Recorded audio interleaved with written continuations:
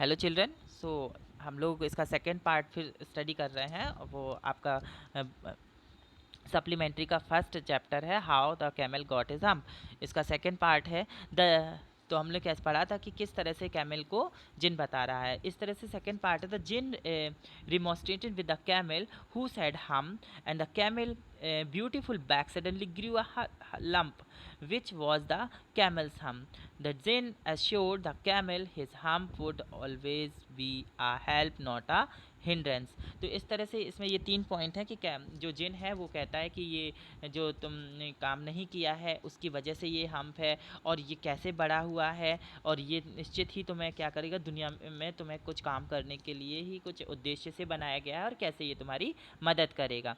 The djinn rolled himself up in the dust cloak. अब इस तरह से क्या हुआ, जिन फिर से क्या है, एक हवा के झोंके में जो धूल से भरा हुआ हवा है उसी में घूमता हुआ क्या होता है, सामने आता है। And took a walk across the desert, और वो क्या करता है, पूरे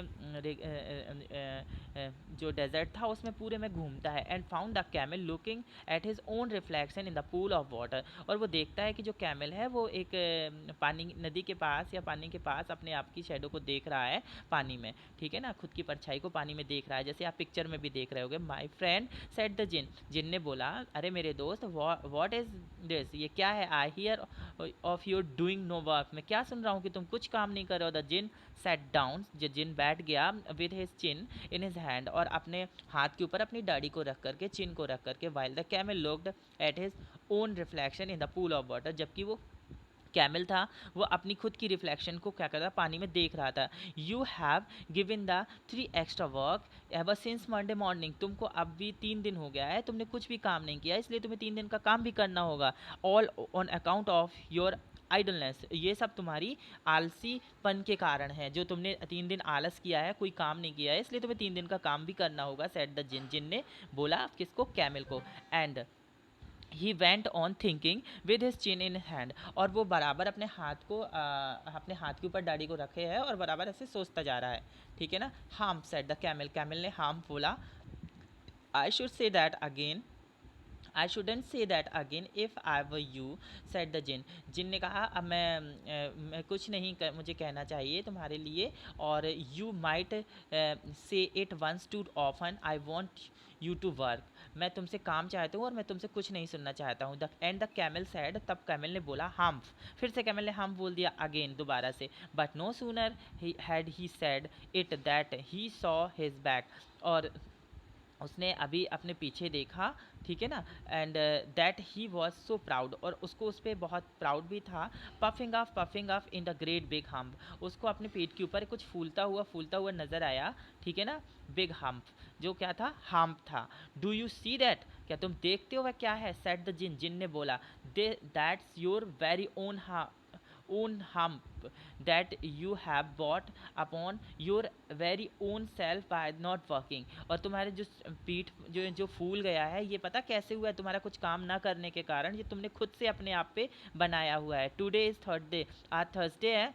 and you have done no work since Monday, और तुमने मंडे से कोई भी काम नहीं किया। व्हेन द वर्क बिगन, जब काम शुरू हुआ था। Now you are going to work, अब तुम्हें जाना होगा और कुछ काम करना होगा। How can I, said the camel, camel ने कहा मैं कैसे कर सकता हूँ, with the hump on my back, मैं अपने जो मेरे पेट के ऊपर हम्प है, मैं इसको लेकर के कैसे काम कर सकता हूँ। That has a purpose, said the djinn, djinn ने बोला इसका भी एक उद्देश्य है, जो जो तुम्हारे पेट पर हम्प है इसका भी एक उद्देश्य है। All because of you missed those 3 days, जो तुमने अभी तक के 3 दिन बर्बाद किए हैं। You will be able to work now for 3 days without eating, तुम जो कुछ भी करोगे तुम 3 दिन तक बिना कुछ खाए पिए भी कर सकते हो। Because you can live on your हम, और ये तुम इस हम के वजह से क्या रख सकते हो, जीवित रह सकते हो। एंड डोंट यू एवर से I never did anything for you, और बिल्कुल भी ये मत कहो कि मैं अब कुछ भी नहीं कर रहा हूँ या मैं कुछ भी नहीं कर सकता हूँ आपके लिए।